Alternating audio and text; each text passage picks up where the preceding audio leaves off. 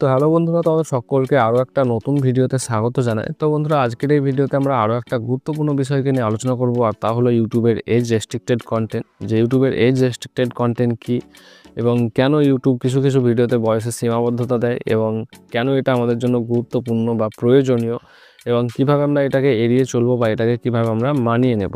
তো পুরো ভিডিওটাকে তোমরা সম্পূর্ণ দেখতে থাকো এবং এটাকে ভালো মতো তোমরা বুঝে নাও, কারণ এটা তোমাদের জন্য খুবই গুরুত্বপূর্ণ একটা ভিডিও হতে চলেছে। তো চলো আর দেরি না করে আজকের এই ভিডিওটাকে শুরু করা যায়। তো এবার আমরা জানবো যে এজ রেস্ট্রিক্টেড কন্টেন্ট কী বা এজ রেস্ট্রিক্টেড কন্টেন্ট বলতে কী বোঝানো হয়। তো দেখো, এজ রেস্ট্রিক্টেড কন্টেন্ট বলতে বোঝানো হয় এমন কিছু ভিডিও যা ইউটিউব মনে করে শুধুমাত্র ভিডিওগুলো প্রাপ্তবয়স্ক দর্শক বা প্রাপ্তবয়স্ক অডিয়েন্সের জন্য উপযুক্ত। এই ভিডিওগুলোতে সাধারণত সহিংসতা, অশ্লীল ভাষা, ড্রাগস, অ্যালকোহল বা বিভিন্ন ধরনের সংবেদনশীল বিষয় এই ভিডিওগুলোতে বা এই কন্টেন্টে থাকতে পারে। তবে সবসময় এর অর্থ এই নয় যে এই কন্টেন্টগুলো বা এই ভিডিওগুলো খারাপ। কখনো কখনো শিল্প সম্পর্কিত বা শিক্ষামূলক ভিডিওতেও এই রেস্ট্রিকশনকে দেওয়া হয়। এবার আমরা জানবো যে কেন ইউটিউব এই রেস্ট্রিকশন দিয়ে থাকে। তো দেখো, ইউটিউবের মূল লক্ষ্য বা ইউটিউবের মূল উদ্দেশ্য হচ্ছে ইউটিউবকে একটা নিরাপদ এবং দায়িত্বশীল একটা প্ল্যাটফর্মে তৈরি করা। এই রেস্ট্রিকশন মূলত ইউটিউব কম বয়সী শিশুদের বা কম বয়সী দর্শকদের সুরক্ষার জন্য বা প্রোটেকশনের জন্য দিয়ে থাকে। উদাহরণস্বরূপ, যদি কোনো ভিডিওতে এমন কোনো তোমার বিষয়বস্তু থাকে বা এমন কোনো দৃশ্য থাকে যা কম বয়সী শিশুদের জন্য বা কম বয়সী দর্শকদের জন্য মানসিকভাবে ক্ষতিকর হতে পারে, তাহলে কিন্তু ইউটিউব সেই ভিডিওতে এজ রেস্ট্রিকশন দিয়ে দেয়।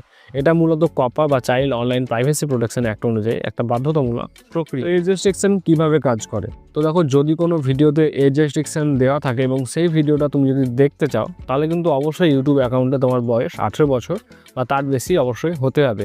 কারণ ইউটিউব অ্যালগোরিদম কিন্তু তোমার জন্ম তারিখকে যাচাই করে এবং সেই অনুযায়ী তোমাকে কন্টেন্ট অ্যাক্সেসের অনুমতি দেয়।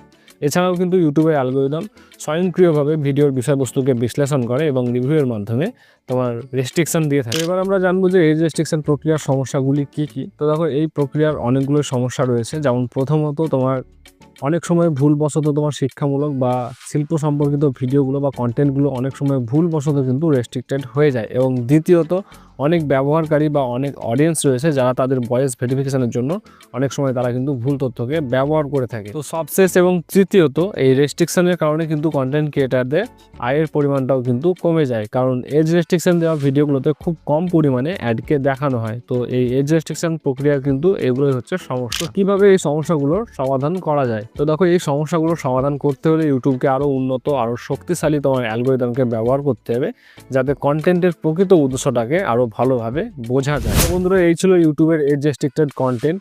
তো আশা করি আজকের এই ভিডিওতে তোমরা ইউটিউবের এজ রেস্ট্রিক্টেড কন্টেন্ট সম্পর্কে একটা পরিষ্কার, একটা স্পষ্ট একটা ধারণা পেয়েছো। তো আশা করি আজকের এই ভিডিওটা তোমাদের ভালো লেগেছে এবং হেল্পফুল বলে মনে হয়েছে। যদি ভিডিওটা তোমাদের ভালো লেগে থাকে এবং যদি হেল্পফুল বলে মনে হয়ে থাকে এবং যদি তোমাদের কোনো মতামত থেকে থাকে, তাহলে অবশ্যই আমাকে কমেন্টে জানাও। আর আরও এই ধরনের ইনফরমেটিভ ভিডিওগুলো পাওয়ার জন্য অবশ্যই আমার চ্যানেলটাকে সাবস্ক্রাইব করে দিও। তো আজকের মতো ভিডিওটাকে আমি এখানেই শেষ করছি। আবারও দেখা হচ্ছে তোমাদের সঙ্গে নতুন আরও একটা ভিডিও নিয়ে।